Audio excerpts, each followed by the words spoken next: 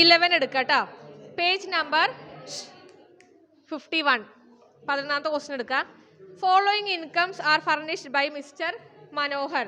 Basic salary 18,500 per month. Dearness allowance 3,700 per month. എല്ലാം per month ആണ്. Medical allowance എന്ത് അലവൻസാ?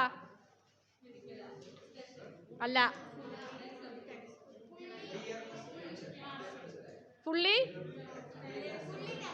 Fully taxable. എടോ, exempted allowance എന്തൊക്കെയാ? ഹൈക്കോടതി ജഡ്ജ്, സുപ്രീം കോടതി ജഡ്ജ്, ഇന്ത്യൻ സിറ്റിസൺ, വിദേശത്ത് പോയി ജോലി ചെയ്തു, UNOത്തെ എംപ്ലോയി, ഈ 4 മാത്രം ഫുള്ളി എക്സംപ്റ്റ് ഉള്ളൂ. പിന്നെ സ്പെഷ്യൽ അലവൻസ് HRE, എന്റർടൈൻമെന്റും ഒഫീഷ്യൽ പർപ്പസിനും പേഴ്സണൽ പർപ്പസിനും ഉള്ളോ? അതല്ലാത്തൊക്കെ ഫുള്ളി ടാക്സബിളാ. ആരോട് സംസാരിക്കുന്നത്? സിറ്റി കോമ്പൻസേറ്ററി അലവൻസ് എന്താ? Fully HRA. പെയ്ഡ് ഇൻ കൊൽക്കട്ടയാണ്. അപ്പോൾ മെട്രോപൊളിറ്റൻ സിറ്റിയാണ്, 50% ആണ്. Least of the following is exempt ആണ്. Conveyance allowance special to meet official purpose. 2 amount തന്നിട്ടുണ്ടാ? ഇല്ല. അപ്പോൾ നമ്മൾ എന്താ വിചാരിക്കുക? ഫുള്ളി എക്സംപ്റ്റ് ആണ്. ഹെൽപ്പർ അലവൻസ് 300 പെർ മന്ത് ഉണ്ട്. ആക്ച്വലി 3000 രൂപ ചിലവാക്കിയിട്ടുണ്ട്. അപ്പോൾ എക്സംപ്റ്റ് ലെസ് ചെയ്യണം. അപ്പോൾ ലെസ് ചെയ്യണം അല്ലേ? ചിൽഡ്രൻ എഡ്യൂക്കേഷൻ ഫോർ 1 ചൈൽഡ് 200 രൂപയാണ് കിട്ടണത്. അപ്പോൾ 200 പെർ മന്ത് ആൾക്ക് കിട്ടിയിട്ടുണ്ടാവും. 200 പെർ മന്ത് ആൾക്ക് എത്ര കിട്ടും? 2400 കിട്ടും. ആൾക്ക് ഒരു കുട്ടിക്കാണ് ആൾക്കൊരു കുട്ടിയുള്ളത്. അപ്പോൾ 100 രൂപ × 1 × 12 ആണ് എക്സംപ്റ്റ് ആവുക. ചെയ്യുമ്പോൾ നോക്കാം. കമ്മീഷൻ 350 പെർ മന്ത് എന്താണ്? സാലറിയുടെ ബേസിക്കിൽ വരുന്ന ഐറ്റാണ്, ഫുള്ളി ടാക്സബിൾ ആണ്. എൻ്റർടൈൻമെൻറ്റ് അലവൻസ് ഇപ്പം നമുക്ക് നിങ്ങൾ പഠിച്ചേക്കണ ഏതൊരു എംപ്ലോയിക്ക് എൻ്റർടൈൻമെൻറ്റ് അലവൻസ് കിട്ടിയാലും സാലറിയുടെ ബേസിക് പാർട്ടിൽ ആഡ് ചെയ്യാം. ഡിഡക്ഷൻ ഉള്ളത് പിന്നീട് പഠിച്ചിട്ടില്ലേ നിങ്ങൾ? പഠിക്കുമ്പോൾ ചെയ്യാം. ഗവൺമെൻറ് എംപ്ലോയീസിന് മാത്രമേ ഡിഡക്ഷൻ ഉള്ളൂ. അപ്പോൾ ഇപ്പോൾ ഒന്നും നോക്കണ്ട, മേലെ ആഡ് ചെയ്യുക, ഗ്രോസിൽ ആഡ് ചെയ്യുക. അപ്പോൾ ചെയ്തൂടെ പ്രോബ്ലം? 2 പ്രോബ്ലം ഡിസ്കസ് ചെയ്തിട്ട് നിങ്ങൾ ചെയ്തോ നോട്ട്ബുക്കിൽ. ഇപ്പം തന്നെ ചെയ്യണം. വേണം. ഞാൻ ഇന്നത്തെ പ്രോബ്ലം നോക്കട്ടെ, നോട്ടിൽ നോക്കട്ടെ. അന്നത് ചെയ്ത് കണ്ട് മതി. ചെയ്തോ.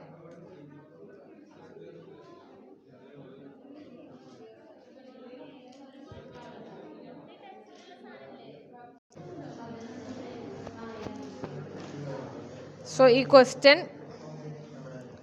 നിങ്ങൾ സോൾവ് ചെയ്യുക. HRA ഒക്കെ വർക്കിംഗ് നോട്ടിൽ എഴുതിയിട്ട് ആൻസർ 3,28,200 കിട്ടിയില്ലേ?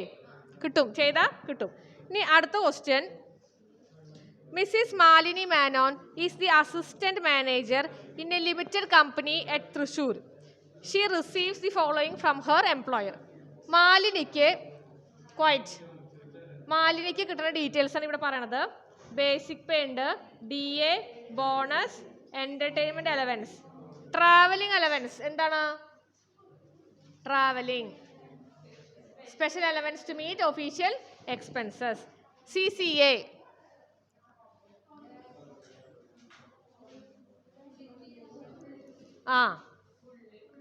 Fully taxable. പിന്നെ ചിൽഡ്രൻ അലവൻസ് ഫോർ 2 ചിൽഡ്രൻ എന്ത് ചെയ്യണം? 400 പെർ ചൈൽഡ് കിട്ടുന്നുണ്ട്. ലെസ് 200 × 2 × 12. സെർവൻ്റ് എന്താ? Servant fully taxable. Daily special to meet official expenses. HRA except ആവണമെങ്കിൽ റെൻറ്റ് പേ ചെയ്യണം. റെൻറ്റ് കൊടുക്കണ്ട, അവരെ കൊടുക്കുന്നുണ്ട്. അപ്പം അത് നമ്മൾ വർക്കിംഗ് നോട്ടിൽ ചെയ്തിട്ട് ചെയ്യണം. ബേസിക് പേ, ഡിയർനെസ് അലവൻസ് ഒക്കെ ഫുൾ എമൗണ്ട് എഴുതണം. ബോണസ് എമൗണ്ട് കോളത്തിൽ എഴുതണം. എൻ്റർടൈൻമെൻറ്റ് അലവൻസ് എഴുതണം. ട്രാവലിംഗ് അലവൻസ് പ്രത്യേകിച്ചൊന്നും പറഞ്ഞിട്ടില്ല. അപ്പോൾ ഈ എമൗണ്ട് മുഴുവൻ ഒഫീഷ്യൽ പർപ്പസിനാണെന്ന് വിചാരിച്ചിട്ട് എക്സെപ്റ്റ്, അതാണ് നില്ലിട്ടേക്കണം. CCA fully taxable. Servant full amount എഴുതണം. ഡെയിലി അലവൻസ് ബ്രാക്കറ്റിൽ എമൗണ്ട് തന്നിട്ടില്ല, അപ്പോൾ അത് ഫുള്ളി ഒഫീഷ്യൽ പർപ്പസിനാണ് ഉപയോഗിച്ചതെന്ന് വിചാരിച്ചിട്ട് എക്സെപ്റ്റ് കൊടുത്തു. HRA വർക്കിംഗ് നോട്ട് ചെയ്യണം. ചിൽഡ്രൻ ഹോസ്റ്റൽ അലവൻസ് 400 × 2 × 12 ആൾക്ക് കിട്ടുന്നുണ്ട്. 2 കുട്ടികൾക്ക് എക്സെപ്റ്റ് ഉള്ളൂ. 100 × 2 × 12, 100 അല്ല 300 അല്ലേ? ഹോസ്റ്റൽ എത്രയാ നമുക്ക് എക്സെപ്റ്റ്? 300 രൂപ കിട്ടും ഹോസ്റ്റലിൽ. 300 × 2 3600 × 12 7200 രൂപ എക്സെപ്റ്റ്, ബാക്കി ടാക്സബിൾ. ഓക്കെ. ഇനി നമ്മൾ പഠിക്കാൻ പോണത് പ്രൊവിഡൻറ്റ് ഫണ്ട്. ഈ പ്രോബ്ലം വീട്ടിൽ നിന്ന് ചെയ്യാം കേട്ടോ. ഇനി ശ്രദ്ധിച്ചോളൂ, ടെക്സ്റ്റ് ബുക്കിൽ എടുത്തോളൂ. പ്രൊവിഡൻറ്റ് ഫണ്ടാണ് നമ്മൾ പഠിക്കാൻ പോണത്. വേണ്ട വേണ്ട, നിങ്ങൾ അങ്ങനെയൊക്കെ പലതും പറയും.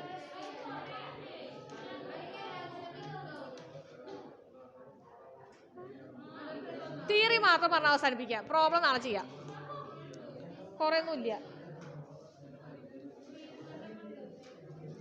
ഇത് തീരണ മാർച്ച് പകുതി നമ്മളേക്കും ഏപ്രിൽ 15-ാം തീയതി നമ്മളേക്കും പരീക്ഷയും വൈകിയൊക്കെ കഴിയുന്ന പറഞ്ഞേക്കണം.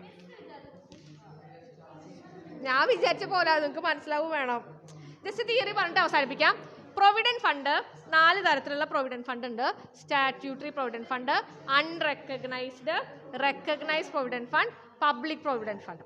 അപ്പോൾ പ്രൊവിഡൻറ്റ് ഫണ്ട് പറഞ്ഞാൽ നമുക്കറിയാം, എംപ്ലോയർ ഒരു എമൗണ്ട് കോൺട്രിബ്യൂട്ട് ചെയ്യും പ്രൊവിഡൻറ്റ് ഫണ്ടിലേക്ക്, എംപ്ലോയി ഒരു എമൗണ്ട് കോൺട്രിബ്യൂട്ട് ചെയ്യുന്നുണ്ടാവും.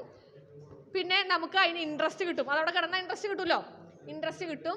പിന്നെ നമ്മുടെ ആവശ്യമുള്ളപ്പോൾ നമുക്ക് ഇടയ്ക്ക് നിന്ന് തുക പിൻവലിക്കാം, അല്ലെങ്കിൽ നമ്മൾ റിട്ടയർ ചെയ്യുന്ന സമയത്ത് ആവശ്യമില്ലെങ്കിൽ അപ്പം തുക പിൻവലിക്കാം. അപ്പോൾ ഇതിലേക്ക് കുറേ എമൗണ്ടുകൾ ഇങ്ങനെ എല്ലാ മാസവും പോയിക്കൊണ്ടിരിക്കും. അപ്പോൾ ഇത് 4 തരത്തിലുണ്ട്. പിന്നെ നമുക്ക് പഠിക്കണം, ഓരോന്നും എന്താണെന്ന് വിശദമായിട്ട് നോക്കണം. ഓക്കെ, അതിലെ ആദ്യത്തെ എന്തിനാ പ്രൊവിഡൻറ്റ് ഫണ്ട് ഗവൺമെൻറ് വച്ചിരിക്കുന്നത്? ആൾക്കാരുടെ സേവിങ്സ് ഹാബിറ്റ് ഇൻക്രീസ് ചെയ്യാൻ വേണ്ടിയിട്ടാണ് പലതരത്തിലുള്ള പ്രൊവിഡൻറ്റ് ഫണ്ട് സ്റ്റാർട്ട് ചെയ്തേക്കണം. അതിലേക്ക് എംപ്ലോയിയും കോൺട്രിബ്യൂട്ട് ചെയ്യും, എംപ്ലോയറും കോൺട്രിബ്യൂട്ട് ചെയ്യും. ആ മുഴുവൻ എമൗണ്ടിൻ്റെ മുകളിലും നിങ്ങൾക്ക് എന്തും കിട്ടും, ഇൻട്രസ്റ്റും കിട്ടും. അപ്പോൾ ആദ്യത്തെ സ്റ്റാറ്റ്യൂട്ടറി പ്രൊവിഡൻറ്റ് ഫണ്ടാണ്.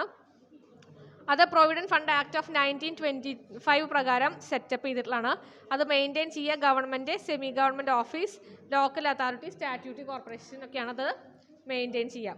പിന്നുള്ളത് റെക്കഗ്നൈസ്ഡ് പ്രൊവിഡൻറ്റ് ഫണ്ടാണ്. അത് 1952 ആക്ട് പ്രകാരമാണ് അത് സെറ്റപ്പ് ചെയ്തേക്കുന്നത്. പിന്നെ ഒരെണ്ണുള്ളത് അൺറെക്കഗ്നൈസ്ഡ് ആണ്.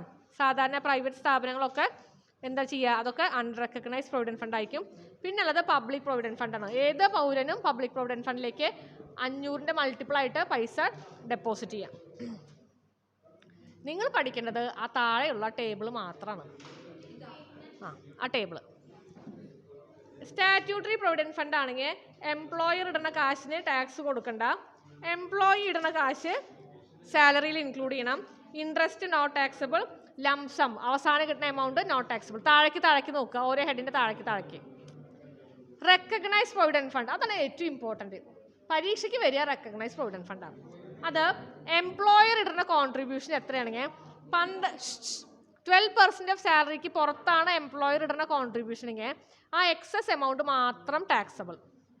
പ്രോബ്ലം ചെയ്യുമ്പോൾ കൃത്യമായിട്ട് പറഞ്ഞുതരാം. പിന്നെ എംപ്ലോയി ഇടുന്ന കോൺട്രിബ്യൂഷൻ ടാക്സബിൾ ആണ്.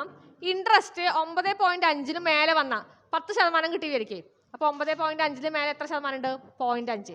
ആ 0.5% മാത്രം ടാക്സബിൾ ആണ്. ലംസം റിസീവ്ഡ് നോട്ട് ടാക്സബിൾ ആണ്. Unrecognised provident fund not taxable. രണ്ടാമത്തെ അവിടെ ഒരു കൺഫ്യൂഷൻ ഉണ്ട് എനിക്ക്. ടെക്സ്റ്റ് ബുക്കിൽ പറഞ്ഞിട്ടുള്ളതും ആൻസർ ചെയ്തിട്ടുള്ളതൊക്കെ വ്യത്യാസമാണ്. അപ്പോൾ ശരിക്കും കഴിഞ്ഞ കൊല്ലത്തെ ബഡ്ജറ്റിൽ എന്തെങ്കിലും മാറ്റം വന്നിട്ടുണ്ടോ? ഇനിയിപ്പോൾ ഇവർക്ക് തെറ്റ് പറ്റിയതൊന്നും അറിയാൻ പറ്റില്ല. ഇവരുടെ തന്നെ പ്രോബ്ലം തമ്മിൽ മിസ് മാച്ച് ഉണ്ട്. അത് ഞാൻ നോക്കിയിട്ട് പറയാം. പിന്നെ interest credited not taxable, employer's ഷെയറും ഇൻട്രസ്റ്റും ടാക്സബിൾ. അതാണ് ഈ ടേബിളിലുള്ളത്. താഴെ നിങ്ങളൊരു കാര്യം മാത്രം എഴുതി വയ്ക്കുക, salary for PF calculation is equal to text ബുക്കിൽ ഇല്ല എഴുതിയേ, സാലറി ഫോർ താഴത്ത് ആ സ്പേസിലോർത്ത് എഴുതുക, salary for PF calculation is equal to താഴെ ആ സ്പേസിൽ വെറുതെ എഴുതുക. ഏറ്റവും താഴത്ത് ആ ട്രാൻസ്ഫേർഡ് ബാലൻസിൻ്റെ താഴത്ത് salary for PF calculation is equal to basic pay plus DA ബ്രാക്കറ്റിൽ ഇൻ ടേംസ് ഓർ DP. നമുക്കറിയാമല്ലോ DP പറഞ്ഞാൽ ഇൻ ടേംസ് ആണെന്നറിയാം, ഓർ DP എഴുതിക്കോ. Plus commission fixed percentage of turnover, commission fixed percentage of turnover. ഇവിടെയും salary എത്രയെന്ന് calculate ചെയ്യണം നമ്മളെ. അപ്പോൾ സാലറി കാൽക്കുലേറ്റ് ചെയ്യുമ്പോൾ ഈ 3 കാര്യങ്ങൾ എടുത്തിട്ടാണ് അതിൻ്റെ ശതമാനം കണ്ടുപിടിക്കുക. HRL കണ്ടുപിടിച്ചില്ലേ അതുപോലെ. ഇതുപോലെ ഓരോന്നിലും പെർക്വിസിറ്റിൽ സാലറി വേറെ ചെയ്യണം, ഓരോന്നിലും സാലറിയുടെ കാൽക്കുലേഷൻ ഡിഫറെൻ്റ് ആയിരിക്കും. അപ്പോൾ ഇന്ന് ഇത്ര മതി, ബാക്കി ഇതിൻ്റെ പ്രോബ്ലം നമുക്ക് അടുത്ത ക്ലാസ്സിൽ ചെയ്യാം.